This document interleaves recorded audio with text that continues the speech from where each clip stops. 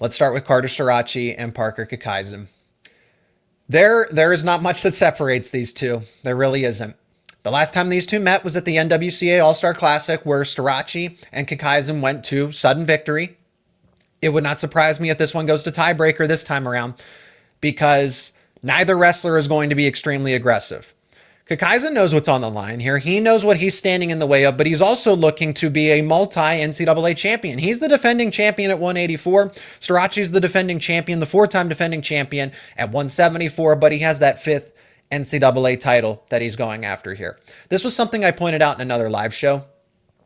Starocci, how is he going to handle this pressure? It is different. It's a different type of pressure. Granted, Kakaisen can go into this match feeling pretty loose, and Starocci might be tense. But Starocci never knew that he was going to go for this fifth NCAA title. Did he ultimately make the decision to come back? Yes, but he never knew until he made that decision that he was going to go or make an attempt for 5 for 5. Starocci's dealt with this kind of pressure in the past, and I think because of that injury that he endured at the end of the season, with the way that the discourse is, listening to I listened to Bo Nickel recently. Bo Nickel alluded to people would not, if they knew the true extent of Carter Starocci's injuries, they wouldn't believe that he would have been able to wrestle. Nobody else would have been able to do what he did. And I think it's that moment in time, that adversity that prepares him for this kind of moment. Because if you're able to win and go 4 for 4, 4 for 4 is unprecedented already as it is. There's what, a dozen Division I wrestlers that have 4 Division I titles. And I know Aaron Brooks did it with the COVID eligibility, Yanni Diakomahalis of Cornell, but Starocci did it in a perfect sweep of 4 for 4, no extra eligibility, no mulligans, no canceled postseasons, and that's why he's going after the 5th NCAA title here. But he did it on one leg. And the recovery, the adversity, it was grueling, and he went 4 for 4 and won on one leg. That's what prepares you to go after a 5th NCAA title when you are 100%. I like Starocci to do it and to be able to handle the pressure. Kakaisen is as good as they get. Defeating an inexperienced Rocco Welsh for your 4th NCAA title does not compare to going up against Parker Kakaisen, who is the reigning NCAA champ. No, you beat him at the NWCA All-Star Classic.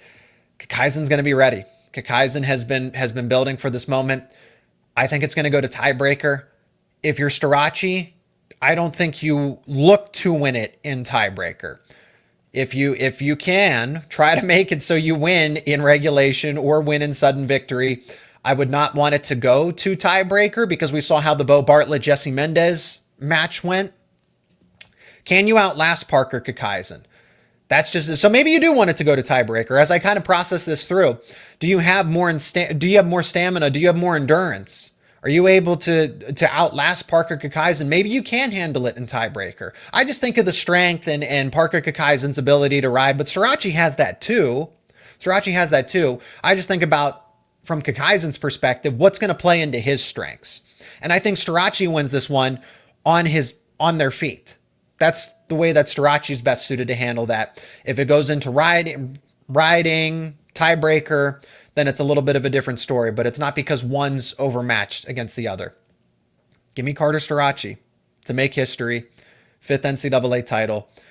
And I do think it's going to be one in tiebreaker there, even though I don't think that's the most favorable for Starocci, but I think it'll go to tiebreaker, and Starocci's going to be able to outlast Kakaisen. And maybe this goes through because they're going to go off of criteria. What if each wrestler gets the same amount of riding time, and then they got to go back through and do another sudden victory? So that would be the perfect exclamation point, icing on the cake for this one, especially with history. Let's move on to Mitchell Mesenbrink and Mikey Caliendo. So we know how this one's gone. It's been the same result. It's deja vu for Mikey Caliendo over and over and over and over. He just can't defeat he just can't defeat Mitchell Mesenbrink. But Caliendo gets closer every single time. Caliendo's a much better wrestler than he was a year ago. Mitchell Mesenbrink does stand alone at the top. It's himself, Mesenbrink, Gap, Caliendo, Gap, the rest of the 165-pound weight class. But Caliendo continues to chip away at this. That 4-1 result at Big Tens was intriguing. And I think for what it's worth, Mitchell Mesenbrink has a lot to go off of with that Big Ten. So now he knows what to anticipate from Caliendo, that he's going to have a little more respect for him. And I'm not saying that he disrespected him before, but Caliendo, if he's going to try to slow down the match, Mesenbrink's going to look to pick up the pace and be a little more aggressive here. So could this one go to a major decision? Maybe.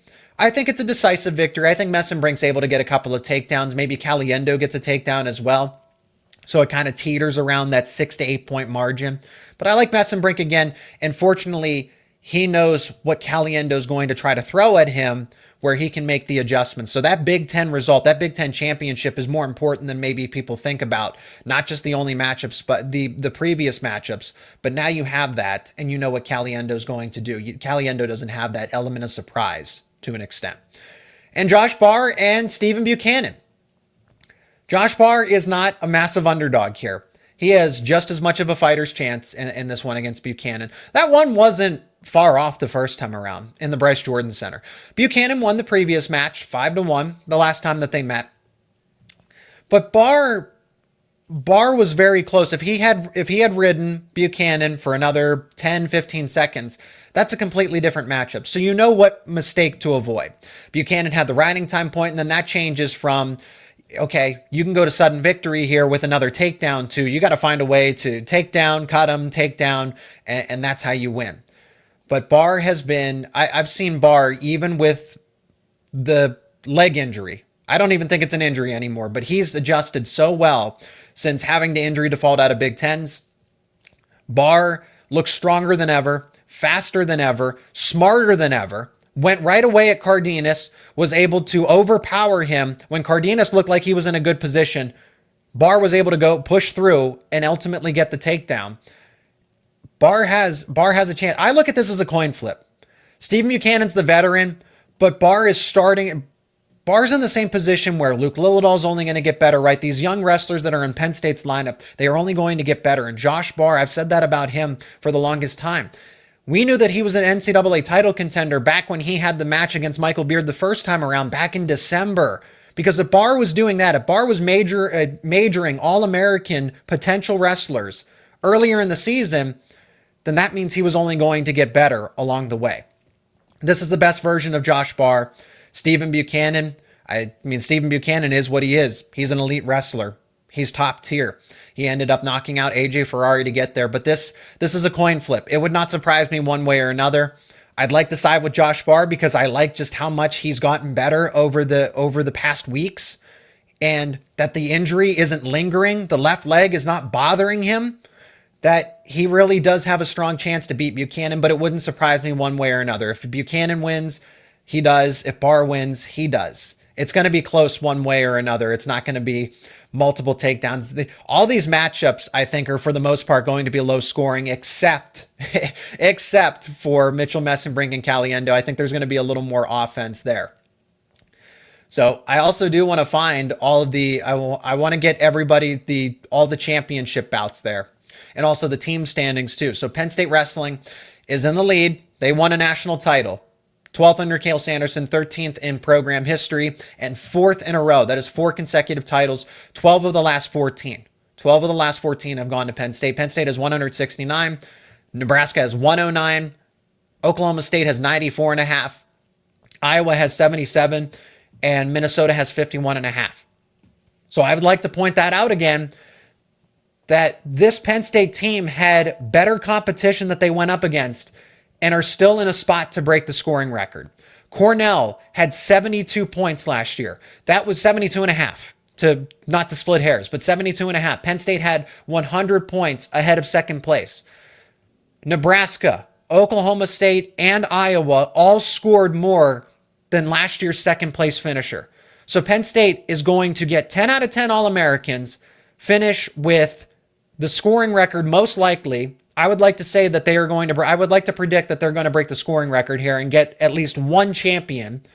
They could easily sweep them. They could easily sweep the finals. And they did that with the competition getting better this time around.